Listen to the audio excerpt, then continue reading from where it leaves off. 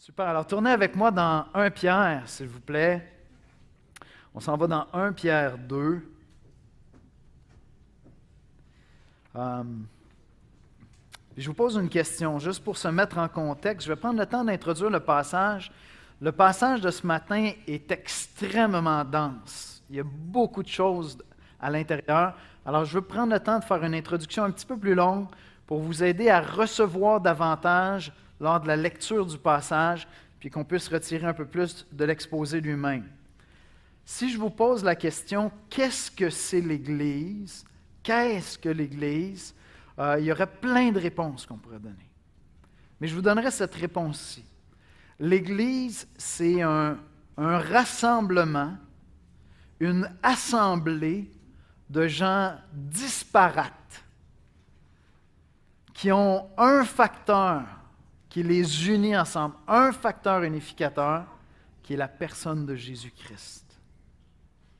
Donc l'Église, c'est un rassemblement de personnes complètement disparates qui ont un facteur unificateur, c'est la personne de Jésus-Christ.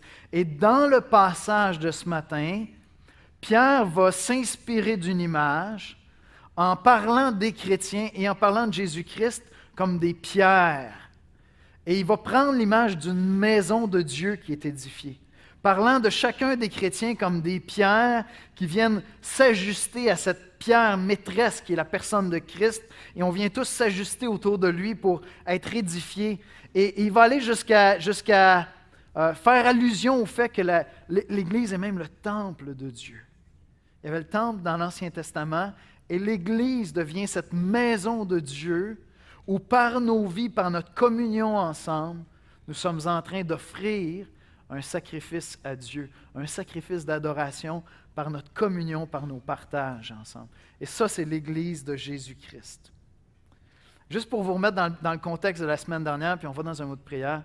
La semaine dernière, j'ai dit quelque chose qui a provoqué des réflexions, ou même des fois qu'il y a comme des points d'interrogation dans l'esprit de certains. Au tout début du passage, au verset 22, 1 Pierre 1, 22, Pierre dit « Ayant purifié vos âmes, pour avoir un amour fraternel sincère. » Et puis j'ai dit, dans le fond, ce que Pierre est en train de dire, c'est que l'Évangile nous a été donné, bien sûr pour la gloire de Dieu. Bien sûr pour qu'on glorifie Dieu. Dieu nous sauve pour qu'on puisse glorifier notre Créateur. Mais dans ce passage-là, Pierre devient plus concret encore. Et il dit, comment est-ce qu'on va le glorifier? C'est en aimant l'Église. C'est en aimant sincèrement, avec dévouement, ardemment, l'Église de Jésus-Christ. Et ce que Pierre fait ce matin dans le passage qu'on va regarder ensemble, il continue dans ce thème-là, pour dire comment cette Église-là est appelée à être unie ensemble pour glorifier Dieu. On va prier. Seigneur Jésus, on vient ce matin, on est assemblés pour t'adorer.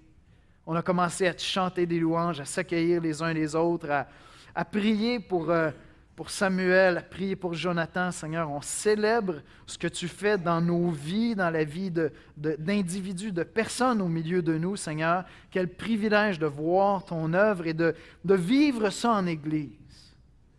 Et Seigneur Jésus, on veut commencer par t'adorer. Parce que tu es Dieu le Fils. En te connaissant, Seigneur, nous avons goûté que Dieu est bon. Seigneur Jésus, tu es celui par qui l'Église est possible. Tu es celui par qui notre salut est possible. Tu es celui par qui la grâce est possible, Seigneur. Viens nous parler ce matin afin que nous nous approchions de toi, Seigneur. Que nous grandissions en toi en Église. Et Père, ce matin, fais-nous grandir dans ta parole pour qu'on puisse, comme Église, t'offrir un sacrifice de reconnaissance qui te soit agréable par Jésus-Christ. C'est en son précieux nom que nous prions, Père. Amen. On va écouter la lecture de la parole de Dieu. Comme mentionné, le passage de ce matin est dans 1 Pierre, chapitre 2, versets 1 à 8, dans la nouvelle édition de Genève. Rejetant donc toute méchanceté et toute ruse, la dissimulation, l'envie et toute médisance, désirez, comme des enfants nouveau-nés, le lait spirituel et pur, afin que par lui vous croissiez pour le salut, si vous avez goûté que le Seigneur est bon. Approchez-vous de lui, pierre vivante, rejetée par les hommes, mais choisie et précieuse devant Dieu.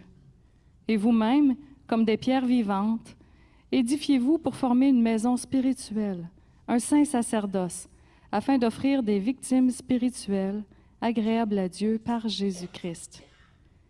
Car il est dit dans l'Écriture, « Voici, je mets en Sion une pierre angulaire, choisie, précieuse, et celui qui croit en elle ne sera point confus. » L'honneur est donc pour vous qui croyez. Mais pour les incrédules, la pierre qu'ont rejetée ceux qui bâtissaient est devenue la principale de l'angle, et une pierre d'achoppement et un rocher de scandale. Ils s'y heurtent pour n'avoir pas cru à la parole, et c'est à cela qu'ils sont destinés. Merci Esther. C'est en nous approchant de Jésus-Christ qu'on s'approche les uns des autres. C'est en grandissant en Jésus-Christ à son image qu'on apprend à s'aimer les uns les autres. Et l'Église devient ainsi. Lorsque nous nous approchons de Christ et qu'on apprend à s'aimer, à être là les uns pour les autres, l'Église devient ainsi un édifice spirituel, un temple qui glorifie Dieu qui est dans les cieux. Voici comment je résumerai l'exposé de ce matin. S'approcher de Jésus-Christ, c'est participer à la plus riche et la plus grande des relations et la plus belle des causes imaginables. Je veux revenir sur le passage de la semaine dernière. Regardez dans vos Bibles le verset qui précède le passage de ce matin, parce qu'il y a vraiment quelque chose qui est très précieux. C'est un passage qui est riche pour nous parler de l'Église, mais c'est un passage qui est extrêmement riche pour nous parler de Jésus-Christ lui-même. Et si vous regardez au verset 3, ce qui est mentionné, « Si vous avez goûté que le Seigneur est bon ». Pierre fait un argument, puis il dit, l'Église a été sauvée pour s'aimer, pour prendre soin les uns des autres. Puis il termine cette section-là en disant, « Si vous avez goûté que le Seigneur est bon, vous avez connu l'amour de Dieu, vous avez connu la bonté de Dieu, bien agissez maintenant avec cet amour-là. Agissez conséquemment à cela. » Mais il y a vraiment une perle qui est là dans ce passage-là. « Si vous avez goûté que le Seigneur est bon. » Pierre est en train de citer un psaume. Un psaume, c'est dans l'Ancien Testament. Jésus de Nazareth n'est pas né encore. On est dans l'Ancien Testament, d'accord? Dieu, le Fils, existe, mais il ne s'est pas fait homme. Et donc, Pierre est en train de citer le psaume 34, verset 9. Je vous le lis. « Sentez et voyez combien l'Éternel ou le Seigneur est bon. Heureux l'homme qui cherche en lui son refuge. » Même lorsque je suis dans Pierre, avant d'arriver au verset 4, le Seigneur, c'est qui? C'est Dieu. C'est Dieu. Dans le psaume 34, le Seigneur, c'est qui? C'est Dieu.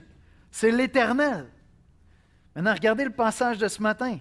Au verset 3, je lis, « Et si vous avez goûté que le Seigneur est bon, approchez-vous de lui. » Qui, lui? Le Seigneur, Dieu. Pierre vivante, rejetée par les hommes, mais choisie et précieuse devant Dieu. Le Seigneur, c'est Jésus-Christ. C'est Jésus-Christ. Le Seigneur qui est bon, c'est Jésus-Christ. C'est Dieu le Fils. Avant son incarnation, c'est à lui dont il est fait référence. Il y a quelque chose d'extraordinairement précieux ici. Si vous dites Dieu est abstrait pour moi, Dieu c'est comme, oui peut-être un créateur, ça va, j'accepte cette idée-là, mais il demeure distant. Comment est-ce que tu fais pour goûter que Dieu est bon? Tu fais la connaissance de Jésus-Christ. Puis tu découvres à travers la personne et l'œuvre de Jésus-Christ l'amour de Dieu pour toi.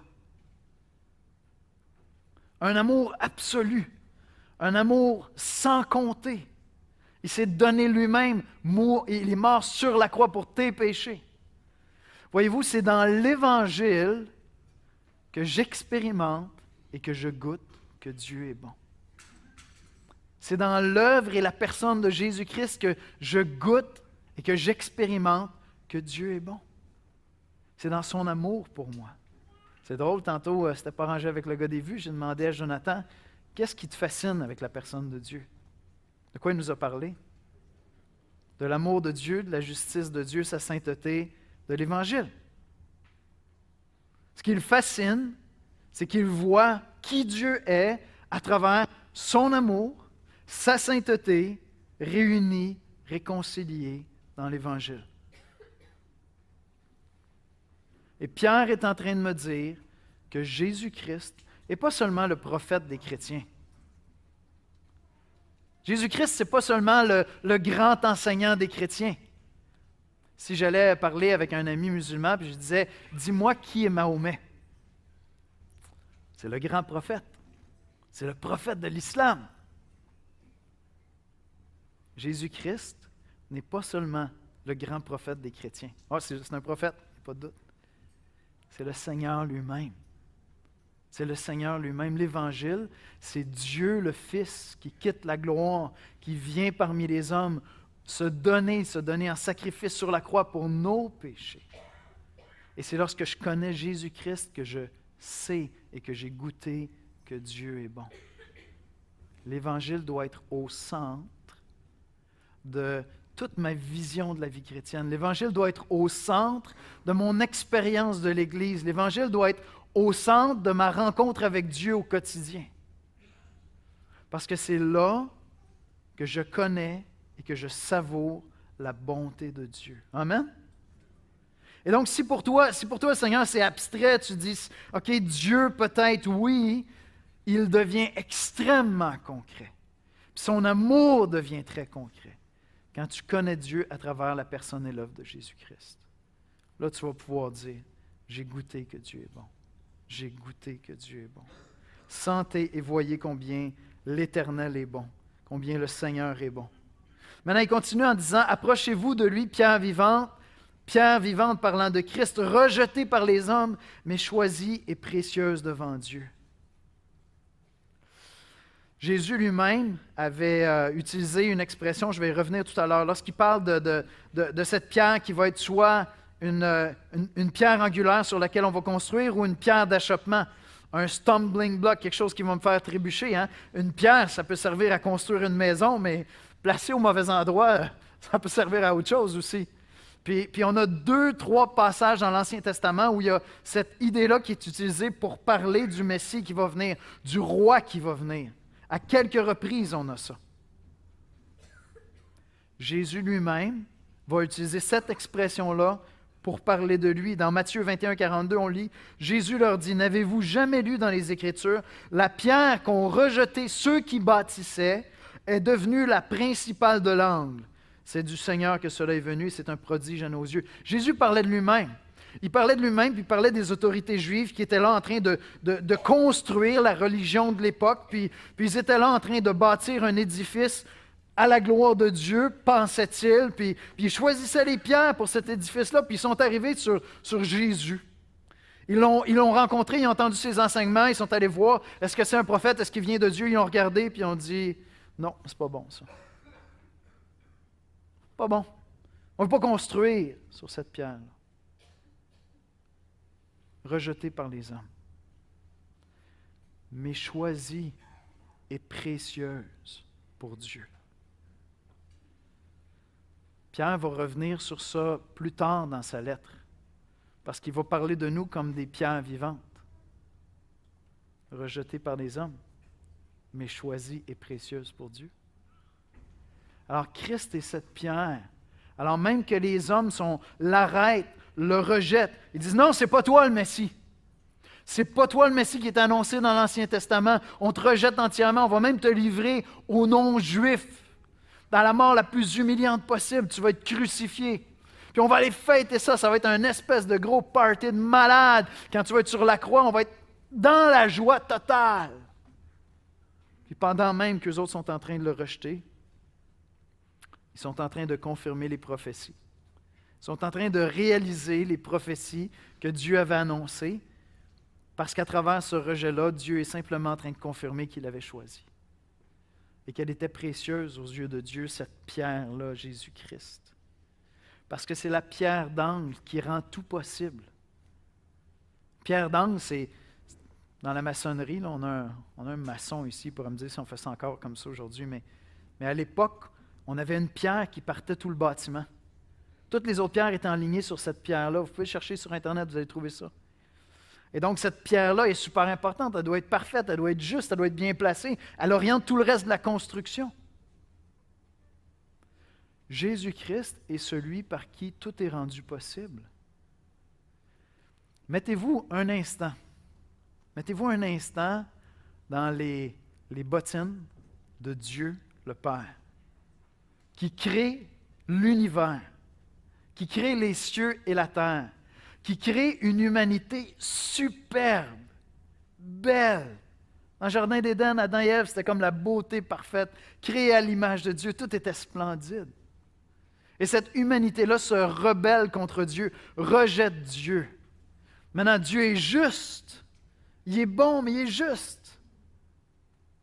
Et lorsque Christ vient et meurt sur la croix pour nos péchés, il rend possible que la justice de Dieu et son amour et sa grâce soient pleinement opérantes, qu'il puisse pardonner des pécheurs tout en demeurant juste parce qu'un autre a pris notre place. Ainsi, l'œuvre de Christ n'est pas seulement précieuse à nos yeux à nous. Dans le passage, ce n'est pas à nos yeux à nous, c'est aux yeux de Dieu. Dieu lui-même est là, puis il dit, mon fils, tu fais toute ma joie. Tu fais toute ma joie. Tu fais toute ma joie.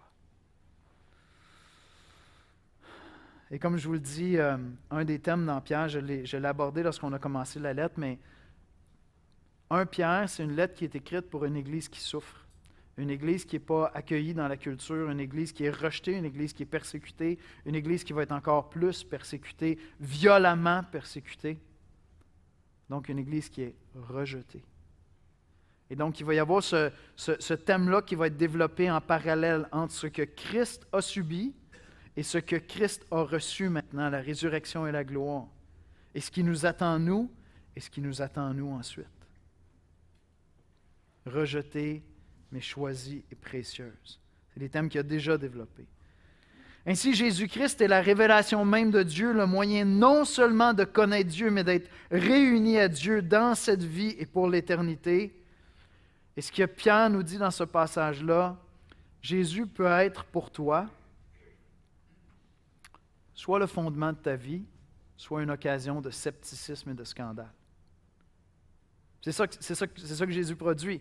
Tu annonces l'Évangile à quelqu'un, la personne entend l'Évangile, puis le message de l'Évangile, c'est un message intransigeant.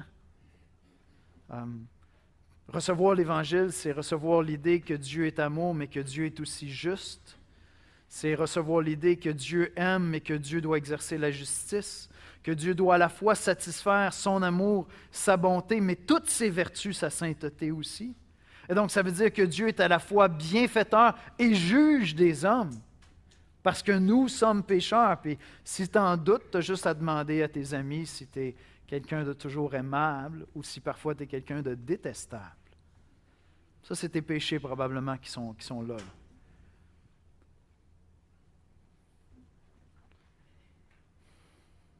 Et donc, lorsque j'annonce l'Évangile à quelqu'un qui ne connaît pas le Seigneur, je suis en train de lui dire, regarde, premièrement, Dieu est amour, mais Dieu est juste. Toi, tu es pécheur, puis il y a un seul moyen que tu sois sauvé. C'est Jésus-Christ. Ce n'était pas assez de dire aux gens, Dieu est bon, Dieu est amour, mais Dieu est saint, Dieu doit juger. Il faut en plus de ça que je dise, il n'y a aucune autre religion qui va te sauver. Ce n'est pas par orgueil. C'est parce qu'il n'y a personne d'autre qui est mort sur la croix pour tes péchés. S'il y avait un autre moyen d'être sauvé que par le sang de Christ, peut-être qu'il y aurait d'autres religions qui pourraient te sauver. Mais il n'y a personne d'autre qui l'a fait. Et donc, on a cette image-là qu'on trouve à plusieurs reprises dans l'Ancien Testament, qui revient 7 fois même dans le Nouveau Testament, cette idée que Christ est soit un fondement pour ta vie, pour l'Église, pour ton salut, soit une occasion de chute. Et si ce n'est pas concret pour toi, même comme chrétien, va annoncer l'Évangile cet après-midi. Tu vas le savoir. Annonce l'Évangile de Jésus-Christ. Mets pas de côté les morceaux difficiles à avaler. Présente tout l'Évangile de Jésus-Christ. Tu vas le savoir. Il y en a qui vont te dire « Wow!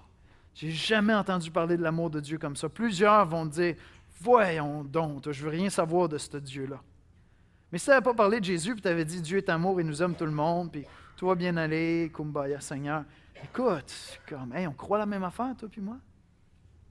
On est au même endroit.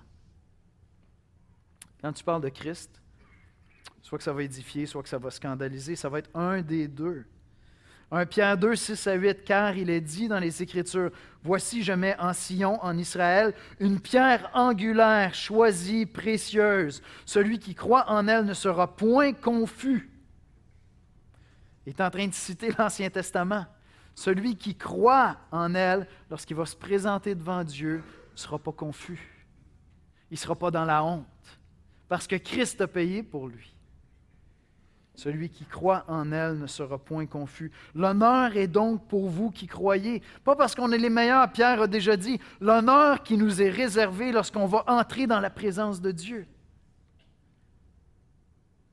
Quand mon salut va être entièrement réalisé, quand je vais avoir un corps glorifié, quand la possibilité de pécher puis d'être moron ne fera plus partie de ma vie,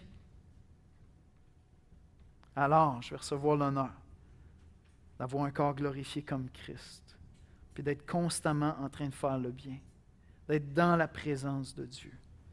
L'honneur est pour vous. L'honneur est pour vous qui croyez. Mais pour les incrédules, la pierre qu'ont rejetée ceux qui bâtissaient est devenue la principale de l'angle et une pierre d'achoppement, une occasion de chute, un rocher de scandale. Ils s'y heurtent pour n'avoir pas cru à la parole et c'est à cela qu'ils sont destinés. Christ peut être soit le fondement de ta vie, soit un objet de scandale dans ta vie.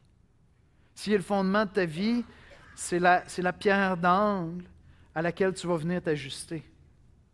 Si c'est le fondement de ta vie, tu entres dans la famille de Dieu parce que tu viens te joindre à cette pierre-là. Si c'est le fondement de ta vie, tu vas venir t'ajuster à lui, tu vas te modeler sur lui, tu vas vouloir devenir comme lui, tu vas vouloir lui ressembler. C'est vraiment fascinant dans ce passage-là. On a commencé avec une citation du psaume 34 où on voit que Jésus est le Seigneur, il est Dieu le Fils. On voit ensuite de ça qu'il est notre Sauveur. Puis enfin, il devient une des pierres de cet édifice-là. Pensez-y un instant. Non seulement il est Dieu, non seulement il est mon Sauveur, mais lui-même, par sa vie, il s'est fait homme. Il devient une des pierres de cet édifice parce que Christ est maintenant mon frère. Je suis entré dans la famille de Dieu, il est mon frère aussi. Il est mon Dieu, mon Seigneur, mon Sauveur et mon frère. Alors, tu as une décision à prendre. Aujourd'hui ou bientôt. Aujourd'hui ou bientôt, tu as une décision à prendre.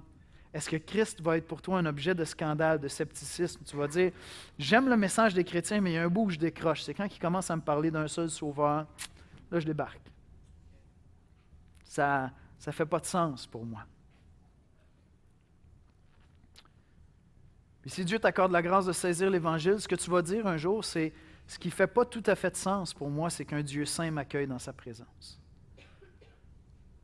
Excusez l'anglicisme, mais ça fait du sens seulement à travers la personne de Jésus-Christ. Et donc, tu as un choix à faire. Tu ne peux pas juste prendre de Jésus les côtés accueillants, gentils, il accueillait tout le monde, les prostituées, il était là, il était avec eux. J'ai un ami qui me disait, le Dieu de l'Ancien Testament, je ne suis pas capable, Yannick. Je vous ai déjà dit ça, hein? Mais Jésus, ça va. Puis j'essayais de lui expliquer qu'il n'y a personne qui parle du jugement dernier comme Jésus dans la Bible. Il n'y a personne. J'essayais de lui expliquer, c'est juste que tu n'as pas compris que l'Ancien Testament dit plein d'affaires qui ne sont pas claires jusqu'à temps que Jésus les dise beaucoup plus sévèrement puis beaucoup plus clairement. tu n'as pas saisi l'Évangile encore. Et donc, je t'invite à prendre cette décision-là. Plus tôt que plus tard. À prendre la décision de construire ta vie sur ce fondement-là, sur la personne de Christ. Puis ça ne fera pas de toi quelqu'un de parfait, mais tu es dans l'attente au jour où tu vas te retrouver dans la présence de Dieu, puis tu vas avoir cette assurance, non pas en toi-même, mais en Jésus-Christ. Plus je vieillis, plus j'ai hâte de partir. C'est vrai? C'est vrai? Plus je vieillis, plus j'ai hâte de partir. Pas parce que mon corps vieillit, puis non, en dedans, je me sens comme si j'avais 21 ans, juste un petit peu moins nono. C'est tout. Un petit peu moins jeune, je m'excuse. Un petit peu plus expérimenté, on va être politiquement correct. Mais plus je vieillis, plus j'ai hâte de partir. Parce que je sais que lorsque je vais me présenter devant Dieu, il ne va pas m'accueillir simplement parce qu'il est le Dieu d'amour qui pardonne puis qui oublie toutes les fautes. Il va m'accueillir parce que je suis caché en Jésus-Christ. Et je ne serai pas confus, pas parce que ma vie va avoir été parfaite. Je confesse des péchés à toutes les semaines, Seigneur. À toutes les semaines, je vais voir le Seigneur et je dis, Seigneur, je me repens, je n'ai pas eu une bonne attitude, je suis désolé, je ne t'ai pas glorifié dans mes pensées, dans mes actions, dans mes paroles. Ça n'avait pas d'allure ce que j'ai fait là, Seigneur, je suis vraiment désolé. Mais je ne serai pas confus parce que je vais être caché en Christ. Et c'est sa justice à lui.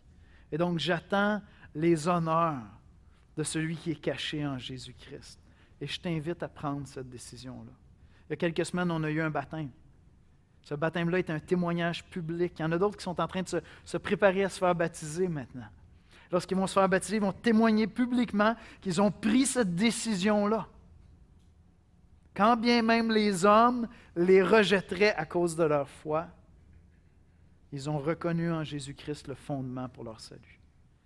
Et je t'invite à prendre cette décision-là, simplement dans ton cœur, honnêtement, devant Dieu, puis dire, Seigneur, c'est sur toi que je veux construire ma vie, parce que le pardon de Dieu qui m'est accordé est possible seulement en toi. Et donc, je t'invite à venir me sauver et à continuer à me sauver et à me transformer tous les jours de ma vie. Je t'invite à prendre cette décision-là. Ça va être la plus belle décision de ta vie. Tu ne regretteras pas cette décision-là. Si c'est l'Esprit de Dieu qui est en train de faire sans toi, tu ne regretteras pas ça. Tu vas bénir Dieu jusqu'à la fin de tes jours et pour l'éternité. Et pour l'éternité. Et si l'Évangile est pour toi une occasion de chute, s'il y a des choses qui te tracassent puis tu dis, ça ne passe pas ce message-là pour moi, je t'invite à fouiller, à poser des questions, à interroger, à examiner, à aller plus loin dans le passage, dans la personne de Christ, à étudier. Trouve-toi un chrétien à harceler de questions, là. Puis dis, tu es supposé connaître ta Bible et avoir les réponses. Va les trouver, puis je veux des réponses. Parce que Christ est vraiment merveilleux. Et il supporte très bien l'examen. Il supporte très bien l'examen puis nos questions. Maintenant, Pierre ne nous parle pas seulement de l'Évangile ou de la personne de Christ, il nous parle de l'Église. Christ et nous, tous des pierres dans la maison de Dieu. Au verset 4, on lit « Approchez-vous de lui, pierre vivante, rejetée par les hommes, mais choisie et précieuse devant Dieu, et vous-même, comme des pierres vivantes, édifiez-vous pour former une maison spirituelle, un saint sacerdoce, afin d'offrir des victimes spirituelles agréables à Dieu par Jésus-Christ. » Je vais revenir sur la notion de sacerdoce la semaine prochaine. Pierre continue à en parler dans le prochain passage. On va revenir sur ça. Mais certainement, lorsque Pierre décrit Jésus comme une pierre vivante, clairement, selon moi, il fait allusion à sa résurrection. Christ est mort, mais il est ressuscité d'entre les morts et il est cette pierre vivante sur laquelle l'Église est construite. Parce qu'il est ressuscité d'entre les morts. Et il nous dit, maintenant, vous qui avez cru en lui, vous avez reçu une vie nouvelle. Vous êtes des pierres vivantes. L'image qui me venait à l'esprit quand j'étais en train d'étudier le passage, c'est l'Église, ce n'est pas un chantier de construction qui a été abandonné. Vous avez déjà marché dans un chantier de construction abandonné, puis il y a des briques qui traînent un peu partout, puis là, tu as des montagnes de briques, puis là, c'est cassé. Puis des fois, tu vas marcher là-dedans, tu veux te ramasser quelques briques, tu as un petit projet à la maison, puis c'est des montagnes, c'est n'importe comment, c'est démoli, c'est pas abouti. Mais l'Église, ce n'est pas ça. L'image, ce sont des pierres vivantes qui viennent et qui s'approchent de cette pierre d'angle qui est Jésus-Christ. Non seulement notre salut est possible grâce à lui, mais c'est lui qui est notre modèle. Voyez-vous, la pierre d'angle doit être absolument parfaite parce que tout le reste de l'édifice va être ajusté à cette pierre-là. Bon, puis peut-être que j'allais plus loin que la pensée de Pierre, mais l'image qui me venait à l'esprit, c'est plus je m'approche de Christ, plus je m'approche des autres pierres. Avant ça, on peut être éparpillé n'importe où sur le chantier. Mais au fur et à mesure qu'on va s'approcher de Christ, c'est ça qu'il dit, hein? Approchez-vous de lui et édifiez-vous. Jésus-Christ est au centre, est au cœur de l'édification de l'Église. Pierre va devenir de plus en plus pratique dans la lettre, puis il va y aller avec des impératifs, puis il y a des choses exigeantes, des choses qui demandent vraiment de renoncer à soi, qui demandent vraiment de se donner, qui demandent vraiment beaucoup d'humilité qui s'en vient dans cette lettre-là. C'est une lettre qui est challengeante à fond. Et vivre en Église, c'est un gros challenge. Parce qu'on demeure des pierres très imparfaites. Et c'est pour ça que Pierre adresse cette exhortation. Il dit « Aimez-vous ardemment ». Rejetez votre ancienne manière de vivre, votre ancienne manière de vivre les relations humaines, puis édifiez-vous ensemble. Afin de devenir une maison de Dieu. Afin de devenir une maison, un édifice spirituel à la gloire de Dieu. Si vous cherchez la gloire de Dieu sur la terre, puis là, les cyniques, s'il vous plaît, retenez-vous, c'est dans l'Église que vous allez trouver. L'Église est beaucoup plus belle qu'un coucher de soleil. L'Église est beaucoup plus belle qu'un bébé qui vient au monde. Il est facile à aimer, il est tout beau. Il ne t'a pas volé de nuit encore. Je ne parle pas des nuits quand il arrive au monde, je parle des nuits qu'il va te voler plus tard, quand il va être un adulte, ou presque. L'Église est plus belle que tout ce qu'il y a sur la terre. Parce que l'Église, c'est ce rassemblement de gens disparates. De personnes qui auraient tellement de facilité juste à dire, regarde, moi je vais rester chez nous, j'ai ma Bible, puis maintenant on a Internet. Fait que je peux avoir les meilleurs prédicateurs dans mon salon, j'ai ma Bible, puis en plus de ça, il n'y a pas de chrétiens, c'est parfait. Non, mais j'ai le meilleur des mondes. Moi puis Jésus, on s'entend toujours bien.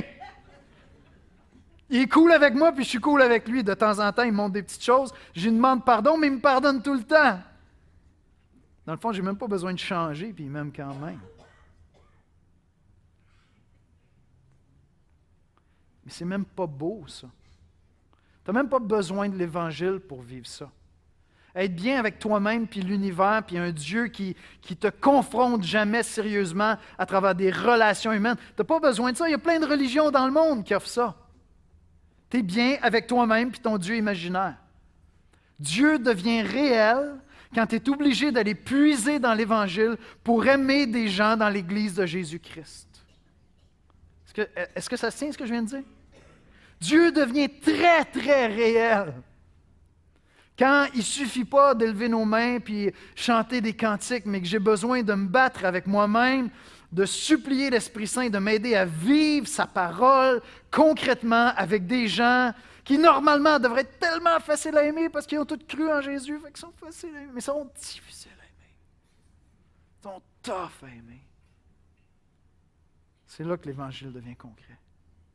C'est là que je commence à vivre vraiment à la lumière de l'Évangile. C'est lorsque j'apprends à vivre ces vertus-là en Église, par l'Esprit qui habite en moi, cette vie nouvelle qui est en moi. Et puis Pierre dit que ça va être un sacrifice. Ça va être un sacrifice spirituel qu'on va offrir. La beauté de l'Église, c'est que dans l'Ancien Testament, comme je le disais tout à l'heure dans le cours à 9 heures, dans l'Ancien Testament, plus facilement, tu pouvais aller faire tes devoirs religieux au temple, puis après ça, hypocritement, vivre une vie complètement en contradiction avec ça. Mais Pierre vient de me dire que le temple, c'est l'Église. Fait que je peux venir chanter des chants ici le dimanche matin, puis après ça, pas côtoyer de chrétiens, pas être en communion avec l'Église, pas aimer les frères, puis me faire à croire quelque chose. Mais honnêtement, je suis vraiment loin, parce que le temple, c'est l'Église. Ce sont mes relations avec les frères et sœurs où je suis en train d'offrir un sacrifice d'amour à Dieu en aimant les frères et sœurs que je suis en train d'offrir un sacrifice spirituel. C'est vrai à la maison, c'est vrai aussi avec des non-chrétiens, c'est vrai avec mon boss s'il n'est pas chrétien ou s'il est chrétien. Mais je suis en train d'offrir un sacrifice spirituel concrètement par ma vie, parce que l'Église est le temple de Dieu. Et ce qui va rendre cela agréable à Dieu, c'est pas que je performe, c'est pas que je réussis, c'est quoi? C'est quoi qui est écrit dans le passage? Agréable à Dieu par l'Évangile de Jésus-Christ. Agréable à Dieu par l'Évangile de Jésus-Christ. Ce qui nous rend aptes à vivre ce que Pierre nous dit ici, c'est l'Évangile de Christ.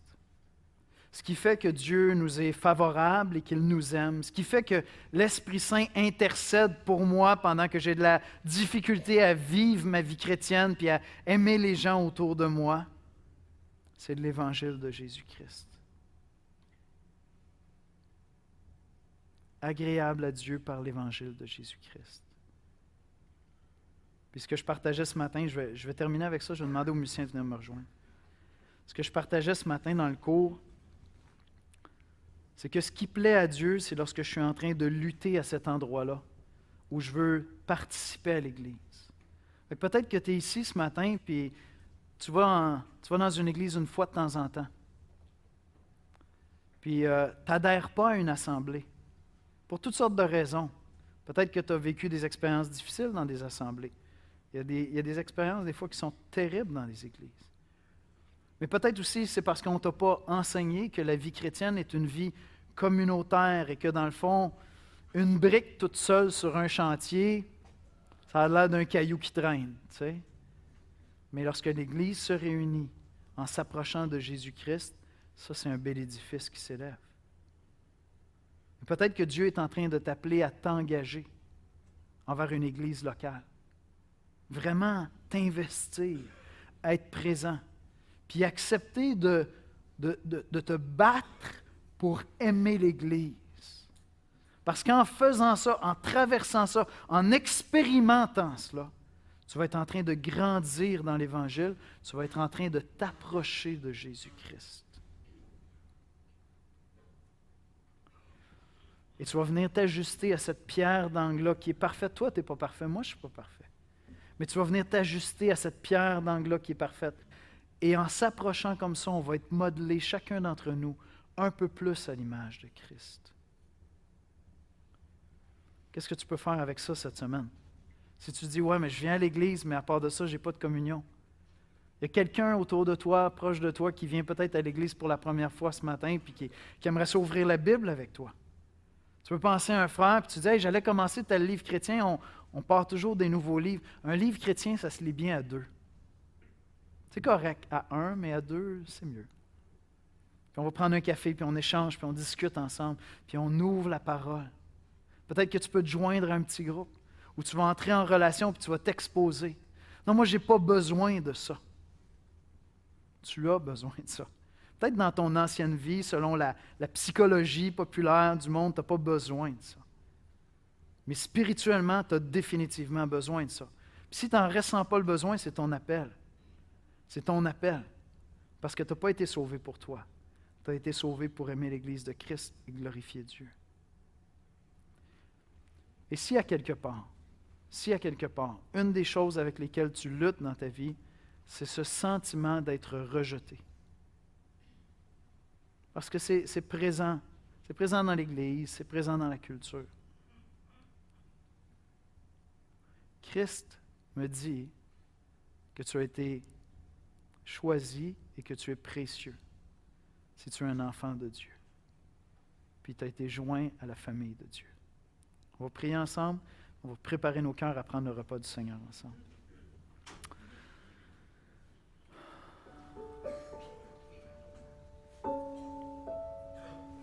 Seigneur Jésus, je veux te bénir ce matin pour ce passage dans Pierre où on voit ta grandeur, ta beauté, ta majesté. Seigneur, j'ai goûté que Dieu est bon quand je t'ai connu personnellement. Quand j'ai saisi l'Évangile, quand j'ai connu l'amour de Dieu à travers toi, j'ai goûté que Dieu est bon. Et Seigneur, j'ai décidé il y a de cela des années de bâtir ma vie sur ce roc qu'est Christ. D'ajuster ma vie à cette pierre d'angle pour participer à cet édifice spirituel qu'est l'Église, Seigneur. Seigneur, on se prépare à prendre ce mémorial que tu nous as donné pour nous rappeler de l'Évangile, nous rappeler de ce que tu as fait pour nous. Je te prie de faire une œuvre puissante au milieu de nous ce matin, alors que certains d'entre nous, on s'éloigne de l'Église et on s'éloigne de toi, Seigneur. Certains d'entre nous, on prend une distance, trouvant toutes sortes de raisons, parce qu'il peut y avoir de la souffrance, nos cœurs peuvent se refroidir, et on s'isole, Seigneur, au lieu d'entrer en communion avec toi et avec ton Église, Seigneur. Et Seigneur, ce matin, en entendant ta parole, on réalise notre appel, c'est de participer à cet édifice spirituel qui te glorifie, qui t'honore, notre Père. Père, viens faire une œuvre au milieu de nous. Et si quelques-uns d'entre nous ne te connaissent pas personnellement, Seigneur Jésus, permets, Seigneur, que tu ne sois pas une occasion de chute, un objet de scandale pour eux, mais qu'au contraire, ils découvrent en toi l'amour de Dieu, Seigneur, qu'ils goûtent en toi que tu es bon, Seigneur. Seigneur, ce matin, on s'engage à marcher pour toi, à vivre pour toi, Seigneur, à renoncer à nous-mêmes et à laisser cette vie nouvelle, Seigneur, jaillir en nous pour être cet édifice spirituel à ta gloire. C'est en Jésus-Christ que nous te prions. Amen.